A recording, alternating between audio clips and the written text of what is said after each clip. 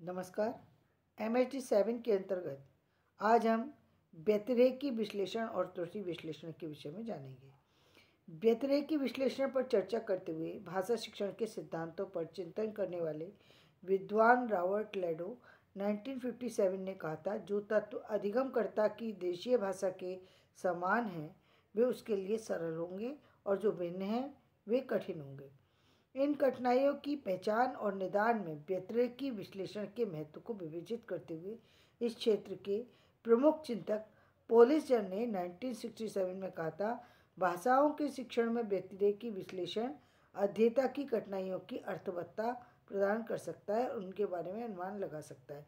यानी उनका कहना ये है कि ये जो व्यतिरेकी विश्लेषण है ये जो उन त्रुटियों को दूर करने के में सहयोग दे सकता है और उन त्रुटियों को दूर कर सकता है। इस प्रकार व्यतिरेकी विश्लेषण और त्रुटि विश्लेषण के बीच गहरा संबंध है। इन संबंधों को देखते हुए व्यतिरेकी विश्लेषण के 3 उद्देश्य निर्धारित किए। व्यतिरेकी विश्लेषण जो है उसके 3 प्रमुख उद्देश्य हैं: पूर्वानुमान निरूपण करना, परीक्षा सामग्री का निर्माण, पूर्वानुमान करना, निरूपण करना और परीक्षण सामग्री को तैयार करना। पहला पूर्वानुमान करना, दूसरा निरूपण और तीसरा परीक्षण सामग्री का निर्माण करना। पूर्वानुमान को 4 दृष्टियों से देखा जा सकता है। वे स्थल जो समस्या को जन्म दे सकते हैं, कठिनाई का पूर्वानुमान लगाना, त्रुटियों का पूर्वानुमान लगाना और दृढ़ हो चुकी त्रुटियों को दूर करना, जो बहुत पुरानी हो चुकी हैं त्रुटियाँ और चलती चली जा रही है उनको दूर करना। दूसरा उन्होंने बताया निरूपण। निरूपण के अंतर्गत ये देखा जा सकता है कि वास्तव में ये त्रुटियाँ क्यों होती हैं, इन त्रुटियों का कारण क्या है। त्रुटि के कारणों की पहचान से छात्रों और अध्यापक के दोनों को लाभ होगा।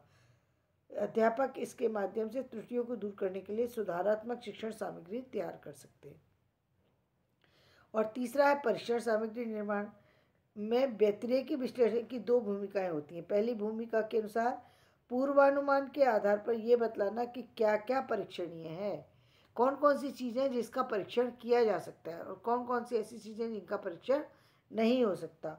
दूसरी भूमिका में ये बताना होता है परीक्षण की आवश्यकता किन सीमाओं तक और कितनी मात्रा में होनी चाहिए। परीक्षण की आवश्यकता किस सीमा में और कितनी मात्रा में होना चाहिए। इसका जो है वो है साझा अभ्यास पर वैज्ञानिक तरीके से इन कठिनाइयों को दूर किया जा सकता है। यानी साझा अभ्यास यानी पैटर्न अभ्यास पर इन कठिनाइयों को दूर करने का प्रयास किया जा सकता है। व्यतिरेकी विश्लेषण और त्रुटि विश्लेषण के अंतर संबंधों को निम्नलिखित बिंदुओं पर भी देखना चाहिए।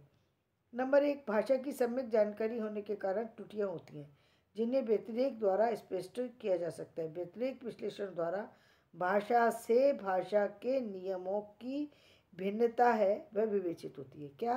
भाषा से भाषा के नियमों की जो भिन्नता है, एक भाषा से दूसरी भाषा के नियमों की जो भिन्नता है वो स्पष्ट हो जाती है।